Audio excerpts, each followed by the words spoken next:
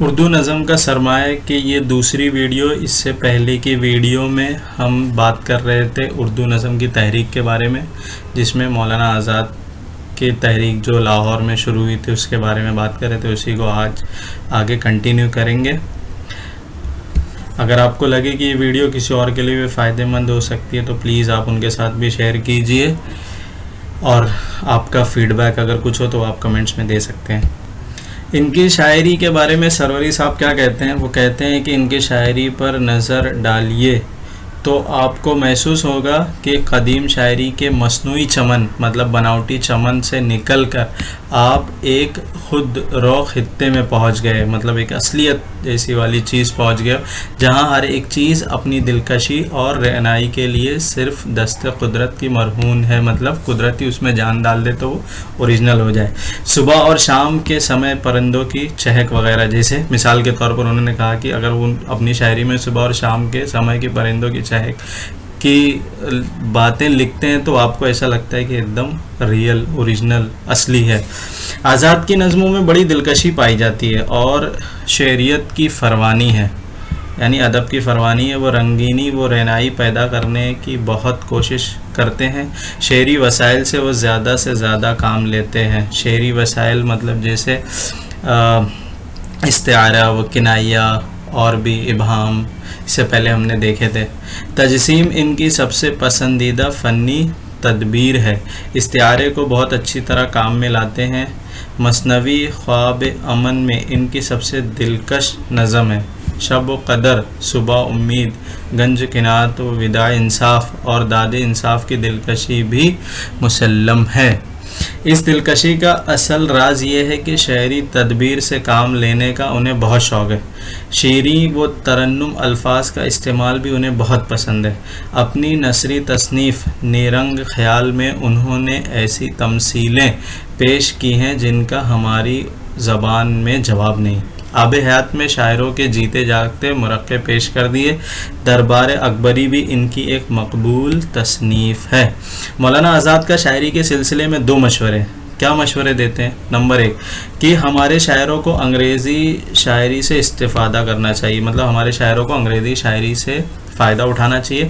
اور ایک جگہ کیا لکھتے ہیں کہ تمہارے بزرگ اور تم ہمیشہ سے نئے انداز کے موجد رہے، مگر نئے انداز کے خلط وہ زیور جو آج کے مناسب حال ہیں وہ انگریزی صندوقوں میں بند ہیں اور ہمارے پہلو میں دھرے ہیں، مگر ہمیں خبر نہیں.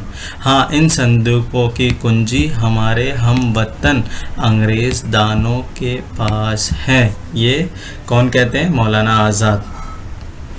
کہ ہمیں انگریزی ادب سے فائدہ اٹھانا چاہیے، اور یہ انگریزی ادب ہمیں کن سے مل سکتا ہے؟ جو ہمارے ہم وطن انگریز ہیں ان سے مل سکتا ہے. ان کا دوسرا مشورہ یہ ہے کہ ہمارے شاعر ہندی بھاشا کی طرف متوجہ ہوں اور ہندی شاعری کی طرح بیجا مبالغہ آرائی سے دامن بچاتے ہوئے جذبات کی سچی تصویر کھینچنا سیکھیں. مولانا کو اردو شاعر سے کیا شکایت ہے کہ اس کے سامنے گیندا، چمپا، چمیلی، جوہی اور بیلا کے جو پھول کھل رہے ہیں وہ تو نظر نہیں آتے، بلکہ ہزاروں میل دور ان کے اندیکھے پھول نرگس و نسترن اور پیڑ پودے شر و شمشاد اس کی شاعری میں جگہ پاتے ہیں. مطلب یہ فارسی کے الفاظ ہیں. گنگا، جمنا، گومتی سے وہ ناقف ہے. دجلہ و فرات اسے خوب یاد ہے. ضرورت ہے ان چیزوں کو دیکھنے کی اور ان چیزوں کا ذکر کرنے کی جو ہمارے سامنے ہمارے ملک میں موجود ہیں. یہ ان کا دوسرا مشورہ ہے کہ جو ہمارے سامنے چیزیں ہیں ہم ان کا ذکر کریں. جو ہمارے یہاں پھول کھلتے ہیں، ہمارے یہاں کی ندیاں ہیں، ہمارے یہاں جو ہندی بھاشا ہے اس پہ زیادہ زور دینے کے لیے یہ مشورہ دیتے ہیں. پھر اس کے بعد مولانا حالی ان کے بارے میں دیکھتے ہیں. نظم کو مقبول، خاص و عام بنانے کی جیسی منظم کوشش حالی نے کی وہ مولانا محمد حسین آزاد سمیت کسی بھی اور اردو شاعر سے نہ بنائی.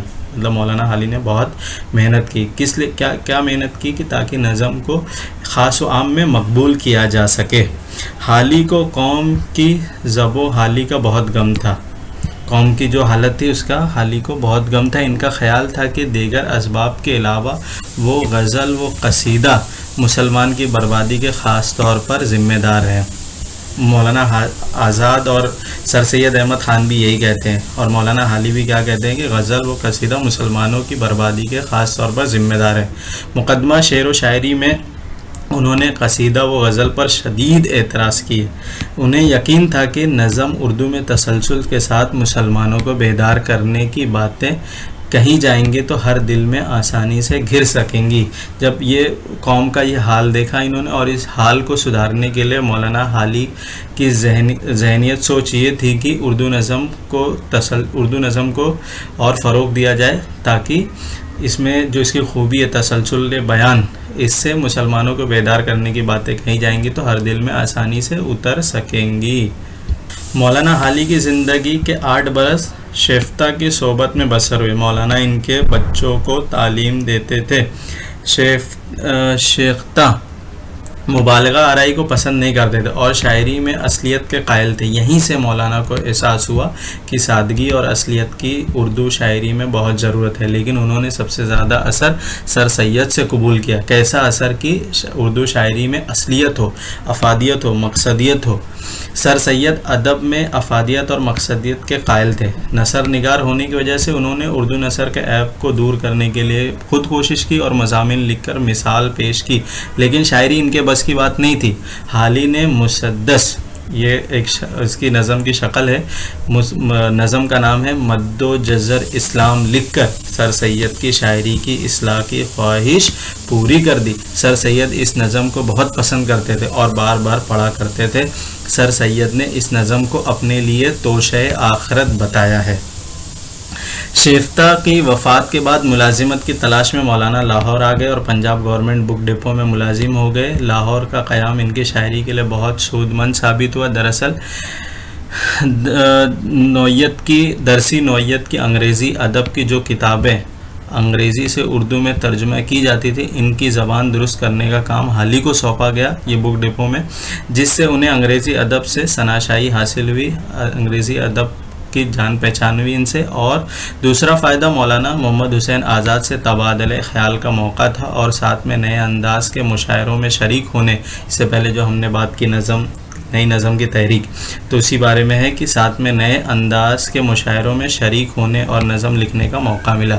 برخارت، امید، انصاف اور حب وطن جیسی نظمیں یہیں لکھی گئی۔ مولانا کو سر سید سے بہت عقیدت تھی۔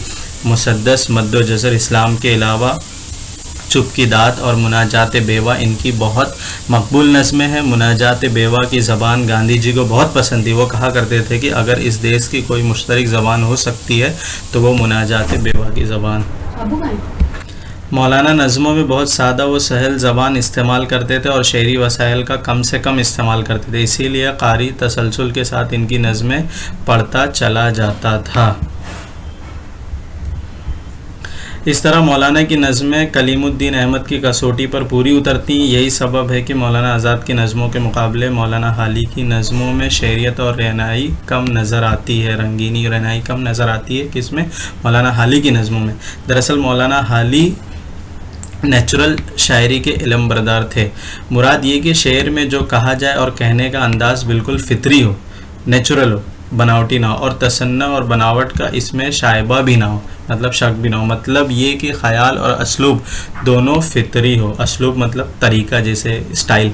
نیچرل شاعری کے مخالفین کا کہنا ہے کہ شعر جھوٹ اور مبالغے سے پاک ہو ہی نہیں سکتا اور رنگینی و رعنائی کے بغیر شاعری وجود میں نہیں آ سکتی۔ خیر، اس بحث کا موقع نہیں ہے، لیکن یہ عرض کرنا ضروری ہے کہ سر سید اردو شاعری کے فروغ کے لیے جس انداز کی نظم نگاری کا تقاضا کرتے تھے، حالی نے اسے پورا کر دکھایا۔ سادہ فطری اظہار خیال کے لیے حالی کی نظمیں سب سے زیادہ موزوں ہیں۔ تو نظم یہاں پہ ختم کرتے ہیں، شاعری پارٹ۔ اگلی ویڈیو میں ہم بات کریں گے نثری پارٹ پہ، داستان، افسانہ، ناول نگاری، یہ سب پہ بات کریں گے۔ تو ویڈیو دیکھنے کے لیے آپ کا بہت بہت شکریہ۔ آپ کا کوئی فیڈ بیک ہے تو آپ کمنٹس میں ضرور لکھیں اور دوسروں کے ساتھ بھی شیئر کریں تاکہ وہ بھی ان سے فائدہ اٹھا سکیں۔ شکریہ ویڈیو دیکھنے کے لیے۔